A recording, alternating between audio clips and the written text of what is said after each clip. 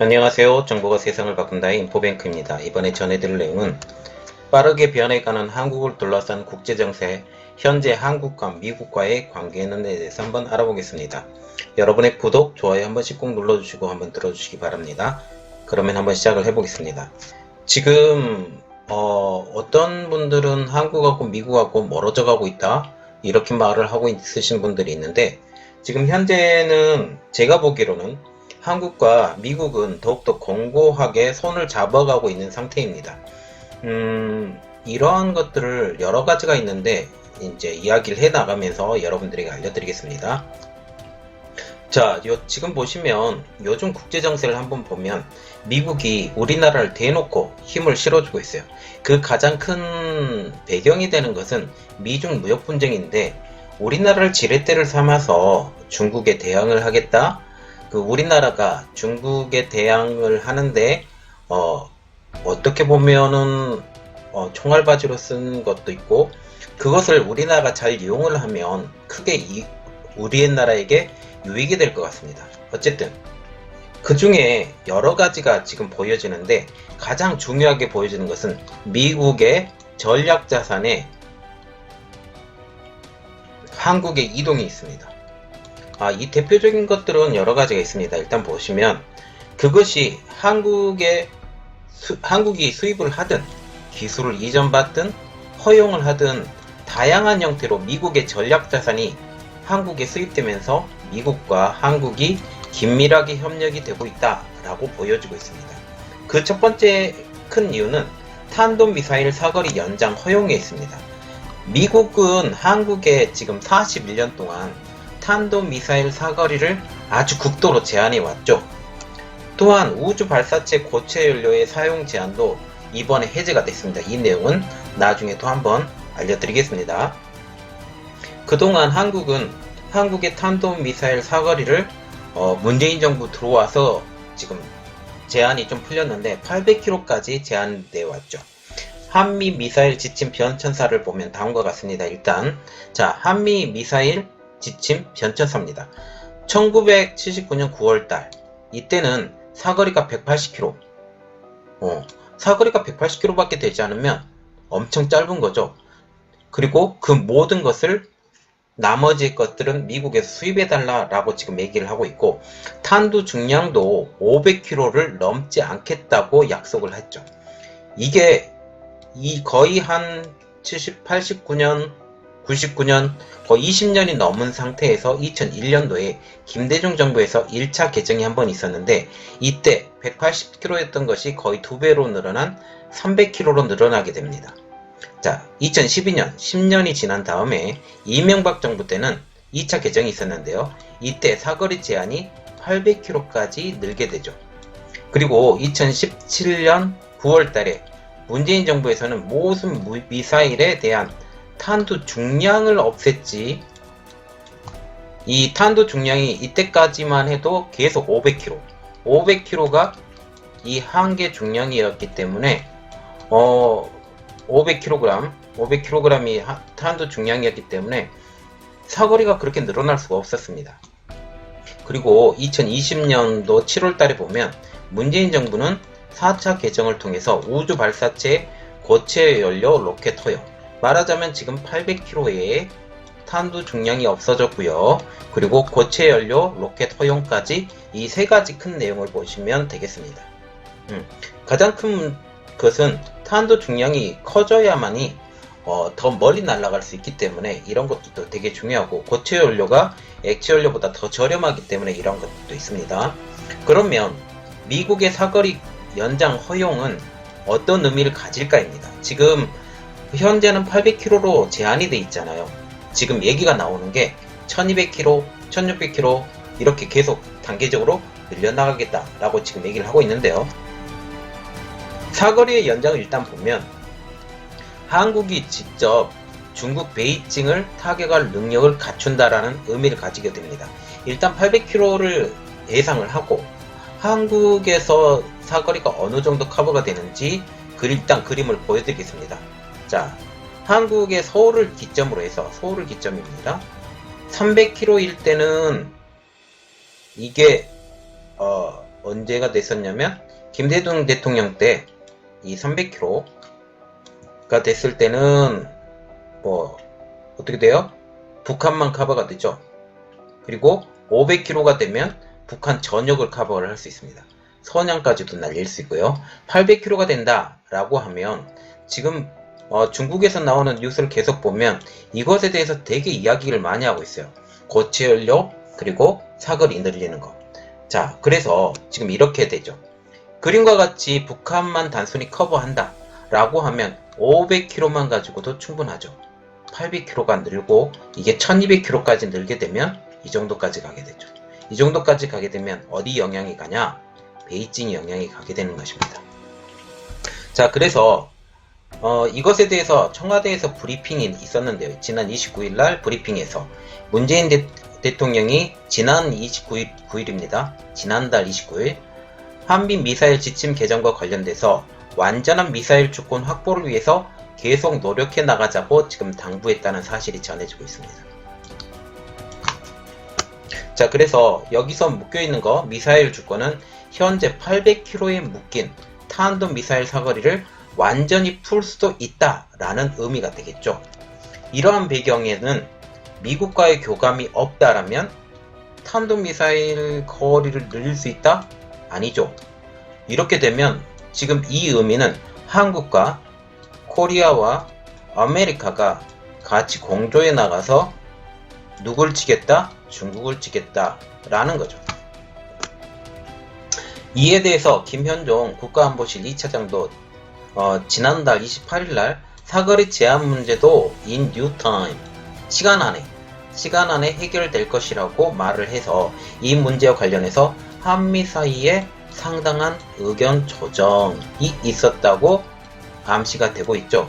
지금 현재 정부는 예상외로 미국과 긴밀한 관계를 가지고 있다고 합니다.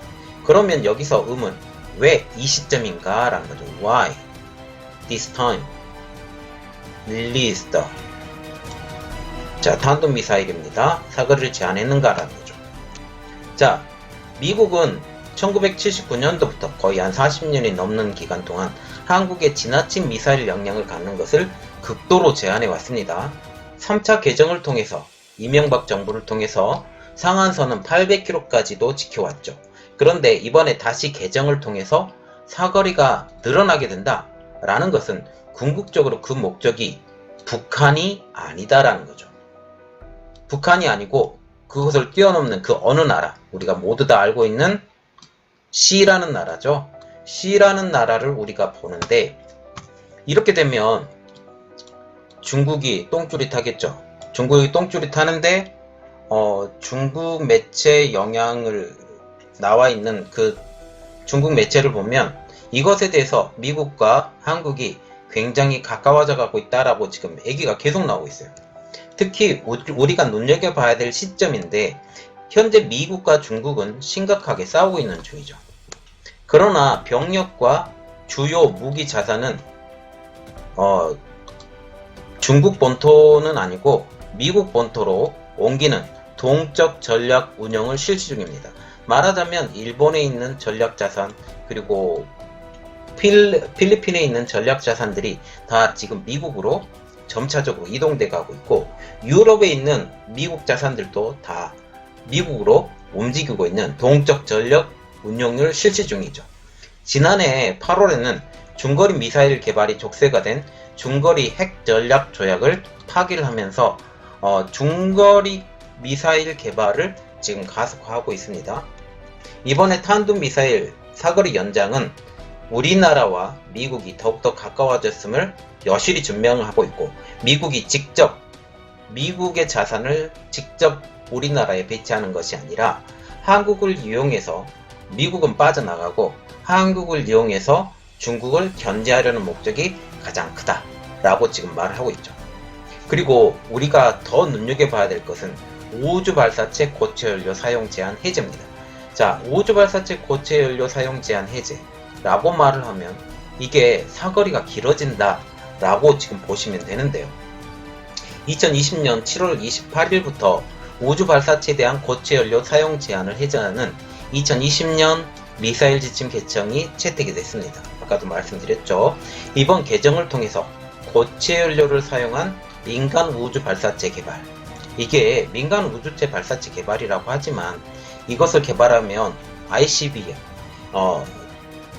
를까지 개발을 할 수 있기 때문에 미사일에 대해서 획기적인 큰 그림이 그려진다라는 거죠.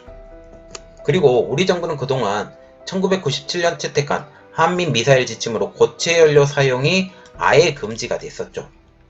이번에 개정된 고체 연료 사용 제약의 해제를 통해서 고체 연료 발사체를 연구할 수 있는 기틀을 마련하게 되었다라고 지금 말을 하고 있는데, 가장 큰 특징, 고체 연료 발사체는 액체 연료에 비해서 구조가 간단하다. 그리고 이동도 자유롭다. 또한 액체가 아니기 때문에 흘러 넘칠 수 있는 것이 아니고, 그래서 물론 이게 단점이 하나가 있어요. 힘이 액체보다 약하다 라는 것은 있지만 안정성 측면에서 고체 연료는 반드시 필요합니다. 그래서 제작비가 저렴한 것이 장점이죠. 액체 연료의 10분의 1의 제작비밖에 들지 않는다고 합니다. 특히 연료 주입 과정이 없죠. 그래서 바로 미사일에 심는 거죠. 거기다 심고 거기다 불을 붙여서 발화체를 하게 되면 날아가 버린다는 거죠. 그래서 신속하게 이동할 수 있고 바로 발사도 가능하다는 겁니다. 이를 통하여 가까운 시일 내에 자체 개발한 고체 연료 우주 발사체, 장거리 미사일도 돼요. 그리고 정찰위성을 쏘아 올려서 한반도 상공을 24시간 감시가 가능하다고 했는데, 이번에 한국에서 정찰위성 하나 발사한 거 아시죠? 이게 나왔는데 이게 다 미국 제품을 가지고 정찰위성을 했기 때문에 이게 별로 큰 의미는 없습니다. 그런데 이렇게 한 것은 고체 연료 발사체를 통해서 더욱더 긴 사거리의 미사일을 만들 수 있다라는 게 가장 큰 목적이 되겠죠. 또한 한 가지 더 있는데, 지금 한국경 경항공모함 추진입니다. 여기서 우리가 눈여겨봐야 될 게 가벼울 경자에다가 항공모함 중에 가벼운 항공모함이죠. 자, 우리나라가 지금 이렇게 돼 있죠. 이렇게 돼 있죠. 삼면이 바다인데 물론 항공모함이 있으면 됩니다. 그러나 한국에 공군기지가 있죠. 공군기지가 있는데 여기 공군기지에서 출발해서 모든 지역을 커버할 수 있을 만큼 한국은 그렇게 큰 나라가 아닙니다. 그런데 왜 한국이 경항공모함을 추진하냐? 그 배경이죠. 자, 그래서 이 경항공모함을 추진하면서 F-35B를 수입을 하게 되거든요. 총 12대를 수입을 하고 4대를 예비로 수입하고 4대는 더 수입해서 한 20대 정도? 이번에 경항공모함의 크기는 F-35B 12대 그리고 헬기 8대 이렇게 들어간다고 합니다. 그래서 현재 우리나라 주변에 일본과 중국은 항공모함을 갖고 있죠. 특히 일본도 지금 경항공모함을 갖고 있는 중입니다. 이러한 이유로 인해서 우리 해군은 경항모 그리고 핵잠수함이 오랜 수건 사업이었다. 여기 핵잠수함에 대해서도 또 이야기가 나올 게 있는데 또 조금 이따가 더 알려드리겠습니다. 자, 군은 이 두 무기 체계가 줄곧 북한의 핵무기 SLBM 잠수함 탄도미사일이라는 비대칭 전략에 맞설 수 있는 유일한 무기라고 계속 주장해왔죠. 그런데 어디서 반대를 했다? 미국에서 지금 계속적으로 반대를 했죠. 경항공모함은 일단 항공모함의 일종입니다. 전투기를 탑재할 수 있는 항모는 만재 배수량을 기준으로 구분하는데요. 대형 항모, 중형 항모, 소형 항모, 경항모. 자, 크기는 7만 톤급, 4만에서 7만 톤급, 4만 톤급 아래로 지금 되어 있는데, 대형 항공모함에 비하면 경항공모함은 크기가 약 절반 정도밖에 되지 않는다고 합니다. 우리나라를 둘러싼 열강, 특히 러시아, 중국, 일본 모두 항공모함을 가지고 있죠. 특히 2018년 12월 달에 보면 일본이 한국 해군 함정 초계기 위협을 했죠. 이때 또 지난해 7월 같은 경우는 중국하고 러시아가 미국을 겨냥해서 연합 초계 비행 훈련을 독도에서 실시했습니다. 해군력 증강 요구가 계속 제기가 되고 있었죠.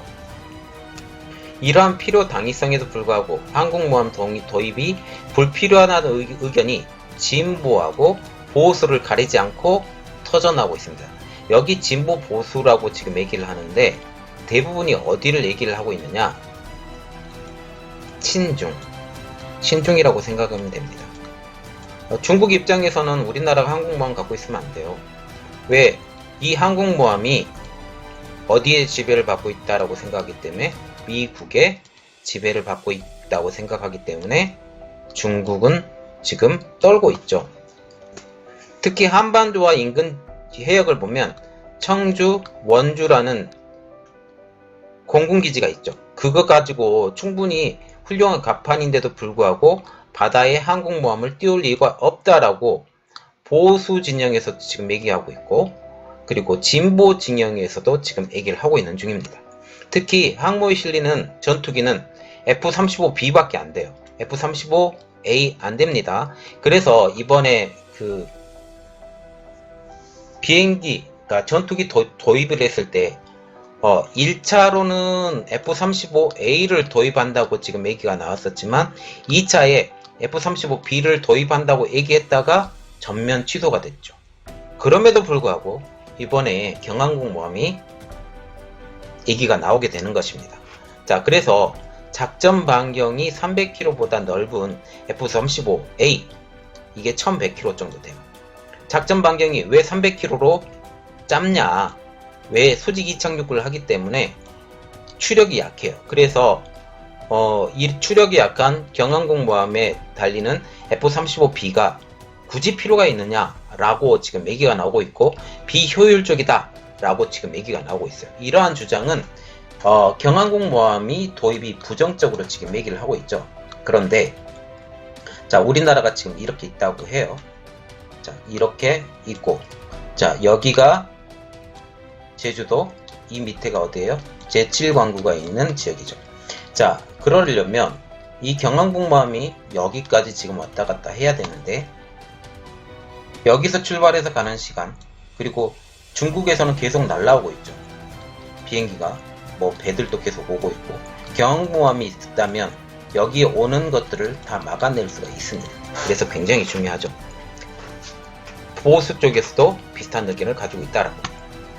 그래서 지금 해군이 이렇게 지금 얘기를 하고 있는데, 경항공모함을 도입하기 위해서는 반드시 수직 이착륙이 가능한 F-35B가 도입이 돼야 되는데, 이 절차에 착수했다 라고 얘기를 하면서 지금 뭐라고 얘기가 나오냐면, F-35B를 살 테니 경항공모함에 대한 철판에 대한 자료를 달라 라고 지금 얘기를 했어요. 그래서 이렇게 되면 경항공모함을 더 잘 만들 수 있는 계기가 되죠. 그래서 우리나라도 항공모함을 가질 수 있는 기술을 습득할 수 있게 된다는 거죠. 지금 현재 경항공모함 건조 시기에 맞물려 F-35B만 20대가량 도입하려고 합니다. 경항공모함에 지금 실리는 비행기는 F-35B 12대, 헬기가 8대. 물론 헬기는 우리나라 수리온이 있기 때문에 큰 문제 없는데, F-35B가 문제죠. F-35A보다 훨씬 비싼 건데 지금 들어온다라는 거죠. 정부가 차세대 전투기 사업에 따라서 F-35A를 40대 전력화를 했고, 내년에 추진하는 2차 산업에 대해서는 차세대 전투기가 추가 전력화되는데, 이때도 F-35A만 추가한다고 지금 발표가 나온 상태입니다. 그런데 2차 사업으로 F-35 20대가 도입될 가능성이 있고, 40대, 20대, 또 20대, 80대가 되겠죠. 이번 경항공모함을 위한 수직 이착륙 전투기 도입은 FX 2차 산업과 별개로 움직인다고 합니다. 자, 그래서 F-35B의 재원을 보면 록히드 마틴에서 만들고 제공 시간은 30분. 자, 그래서 제일 처음에 F-35A 40대, 또 2차 20대, 경항공모함용 F-35B 20대. 그러면 어떻게 되겠어요? 40대, 20대, 20대, 총 80대가 운영될 것으로 지금 예상을 하고 있습니다. 자, 그래서 경항공모함에 우리 일단 보면 F-35B 헬기, 어떤 분은 또 이렇게 말을 하더라고요. 경항공모함에는 F-35A도 실릴 수 있다라고 말을 하고 있는데 그건 아니고요.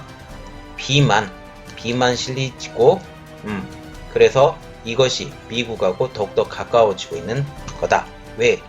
미사일 부분이 해결이 됐죠. 항공모함도 기술이 지금 이전이 되려고 하고 있습니다. 이러한 모든 전략 자산이 한국으로만 지금 집중이 되고 있어요. 이번 경항공모함 소요되는 비용, 건조 비용만 1억 8천억 원, 그리고 3억 1,509억 원이 총 들 것으로 지금 예상이 되고 있습니다.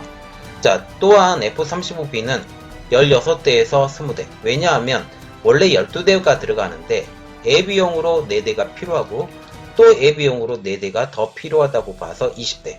최소한 전투기 구매 비용으로만 2조가량 소모될 것으로 예상이 되고 있습니다. 여기에 헬비 비용까지 더하면 3억 원 정도 육박할 것으로 지금 보고 있는데요.